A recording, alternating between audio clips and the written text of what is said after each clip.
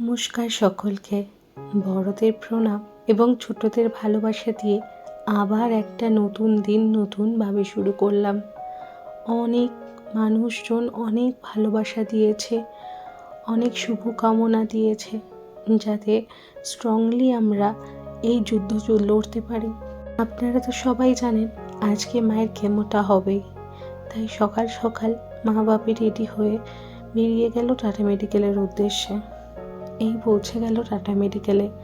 জানেন তো আজকে দিনটা একটু বৃষ্টিমুখর, চারিদিকে জল, স্যাঁতস্যাঁতে ওয়েদার। এই নিউ টাউনের এই টাটা মেডিকেল ক্যান্সার সেন্টারটি অনেক বড়। এর একটি আছে ফেজ 1 এবং ফেজ 2। মা সাধারণত ফেজ 2তেই থাকে। নিচতলায় ডাক্তার দেখিয়ে উপরতলায় অ্যাডমিট হতে হয়, সেখানেই চলে কেমো। আর এই হোটেলটি হচ্ছে ঠিক টাটা মেডিকেলের পাশে। খুব সস্তায় খুব ভালো খাবার পাওয়া যায়। যত পেশেন্ট পার্টি এখানে খাওয়া দাওয়া করে। আর এই হচ্ছে পার্কিং। টাটা মেডিকেলের ভেতরে কোনো পার্কিং নেই, তার পাশেই এই পার্কিংটি, এবং ঘন্টায় 20 টাকার বিনিময়ে 4 চাকা আর 10 টাকার বিনিময়ে 2 চাকা রাখা যায়। আজকে খুব তাড়াতাড়ি মায়ের পেট পেয়ে গেছে। সবাই তোমাদের ভালোবাসা। নয়তো অনেক অপেক্ষা করতে হয়, অনেক সময় রাত্রি 10টাও বেজে যায়। ফোন করে বাপির কাছে খবর পেলাম মায়ের কেমোটা নাকি আজকে দেরি করে আসবে, কিন্তু কেমো করার আগে, চ্যানেল করার আগে এই বলিংটা করে নিতে হয়। কারণ কেমো আর ব্লাড নিয়ে নিয়ে নার্ভগুলো নষ্ট হয়ে যায়, ড্যামেজ হয়ে যায় এবং সরু হয়ে যায়। নার্ভ পেতে খুব সমস্যা হয়। আজকে তো আবার খবর পেয়েছি প্রায় 2 ঘন্টা লেগে গেছে মায়ের ভেন খুঁজতে। একবার এই হাত একবার ওই হাত, 2 থেকে 3 জন এসে চেষ্টা করে গেছে ভেন করার, কিন্তু পারছিল না। শেষে একজন অভিজ্ঞ মানুষ এসে সেই হচ্ছে ভেনটা করে দেয়। দেখুন না কতজন ট্রাই করেছে ভেন করার জন্য। আলটিমেটলি এই ম্যাডাম ভেনটা পেয়ে যায়। মনটা ওখানে পড়ে থাকলেও বাড়ির নিত্যদিনের কাজকর্ম তো সারতেই হবে। স্নান, পুজো, খাওয়া, ঘর পরিষ্কার, এগুলো তো করতেই হবে। নিত্যদিনের এই পুজোতে আমরা বাতাসা মিষ্টির বদলে ঠাকুরকে ড্রাই ফ্রুটস চড়াই। আমন্ড, খেজুর, কিশমিশ, কাজু যখন যা থাকে। আর রোজ সকালে খালি পেটে আমরা ড্রাই ফ্রুটস খেয়ে নিই, এতে শারীরিক বিকাশও ঘটে। আমাদের বাড়ির ঠাকুর কিন্তু এক জায়গায় থাকে না, কখনো এখানে কখনো সেখানে। আগে নিচে ছিল, এখন ওপরে। পার্টিকুলার ঠাকুরের স্থান করে ওঠা হয়নি। আমি ঠিক করেছি উপরটাতেই ঠাকুরের পার্টিকুলার স্থান করব।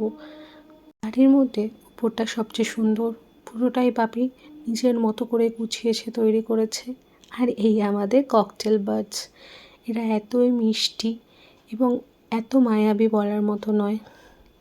এখন তো আমাদের 6টা ককটেল আছে, কিন্তু আগে খরগোশ, লাভবার্ড, ফ্রেঞ্চ, বদ্রি, নানান রকম পাখি ছিল। বাড়িটা বাড়ি নয়, পাখিরালয় মনে হচ্ছিল। তারপর বাপি আবার ওগুলো দেখিয়ে আসে এবং এই ফ্রেঞ্চরাই এখন আমাদের এখানে আসে।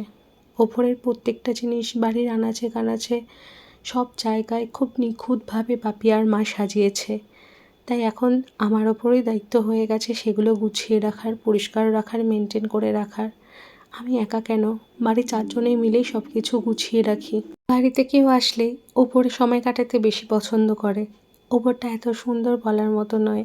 আসলে তো নিচে যেতেই চায় না, ওপরেই থাকে। এই দেখো না, পাখাটার মধ্যেও কারুকার্য করে রেখেছে। নিচে বসে স্টুডেন্টগুলো হাঁ করে পাখার দিকে তাকিয়ে থাকে। কী অবস্থাই না দেখো।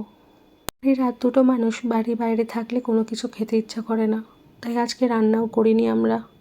কালকে রাতে জিরে রাইস আর একটু চিকেন কষা রেখে দেওয়া হয়েছিল। কাঞ্চন দুপুরে আজকে এইটাই দিয়ে খেয়ে নেব। আর আমার তো নিরামিষ, আমি খাবো দই চিড়ে। ছেলেটা কখনো বলেও নি এবং তারও কখনো ইচ্ছা করে না যে সবাইকে ছেড়ে আবার নতুন কিছু রান্না করে খাবে। জানেন তো আজকে মাকেও না দুপুরে লাঞ্চে হসপিটাল থেকে মাংস দিয়েছে।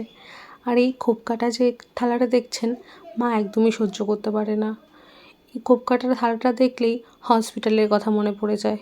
তাই বাড়িতে খোপ কাটা থালা থাকতেও একদম পছন্দ করে না খেতে। মা তো হসপিটালে খেয়ে নেবে, কিন্তু বাপিকে যেতে হবে সেই ক্যান্টিনে। যাই হোক, মায়ের কেমো চালু হলে আবার আপনাদের সব আপডেট দেব। আজকের মতো এখানেই টাটা, বাই বাই। ভালো লাগলে প্লিজ সাবস্ক্রাইব করে দেবেন আর ভালোবাসা দেবেন।